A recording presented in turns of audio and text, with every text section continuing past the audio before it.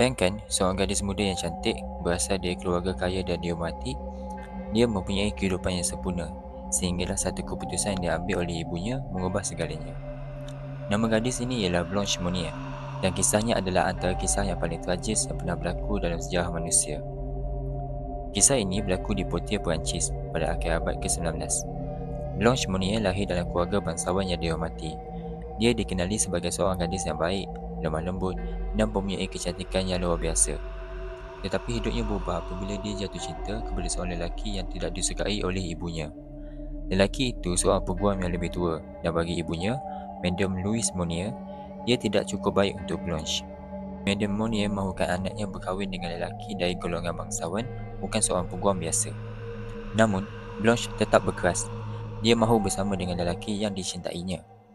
Keputusan itu membuatkan ibunya naik marah, dan tanpa sesiapa pun menyangka, Madame Monnier mengambil tindakan yang kejam yang tidak dapat diterima akal. Suatu hari, Blanche hilang begitu saja. Tak ada siapa pun tahu dia pergi ke mana.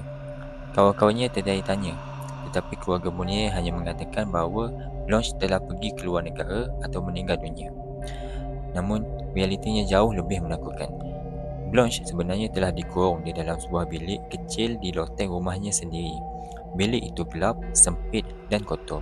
Jendela ditutup rapat, menghalang sebarang cahaya masuk. Blanche dibiarkan terperangkap dalam kegelapan, bukan sehari, bukan seminggu, tetapi selama 25 tahun. Bayangkan, setiap hari, Blanche hanya diberi sedikit makanan. Pakaiannya lama-kelamaan reput dan tubuhnya semakin kurus. Dia tidak pernah dibenarkan keluar. Dia hidup dalam penderitaan, kelaparan dan kesunyian. Tahun demi tahun berlalu, dunia berubah, tetapi Blanche tetap tersesat di dalam bilik itu. Sehinggalah pada satu hari, pada tahun 1901, satu kejadian luar biasa berlaku. Pihak polis di Poitiers menerima sepucuk surat misteri.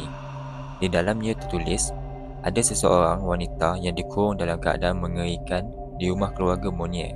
Tolong selamatkan dia sebelum terlambat. Polis segera menyerbu rumah itu dan mencari setiap sudut. Mereka akhirnya sampai ke sebuah bilik di loteng. Bau busuk menusuk hidung mereka. Apabila mereka membuka pintu, mereka sangat terkejut. Di dalam bilik yang gelap itu, mereka menemui seorang wanita kurus kering. Tulangnya kelihatan jelas dan rambutnya kusut masai. Dia terbaring di atas tilam buruk yang penuh dengan najis dan sisa makanan yang busuk. Wanita itu adalah Blanche Monnier. Selepas 25 tahun dikurung, dia akhirnya berjaya diselamatkan. Madame Monnier segera ditangkap, tetapi hanya 15 hari selepas itu, dia meninggal dunia akibat serangan jantung. Manakala abang Blanche, Marcel Monnier, turut dibicarakan tetapi dibebaskan kerana dia mendakwa tidak terlibat secara langsung dalam penyiksaan itu. Bagaimana dengan Blanche?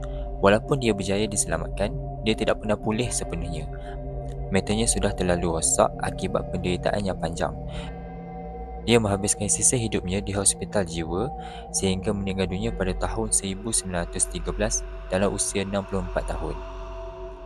Kisah Blanche Monnier membuka mata dunia tentang bagaimana kekejaman boleh wujud dalam keluarga sendiri.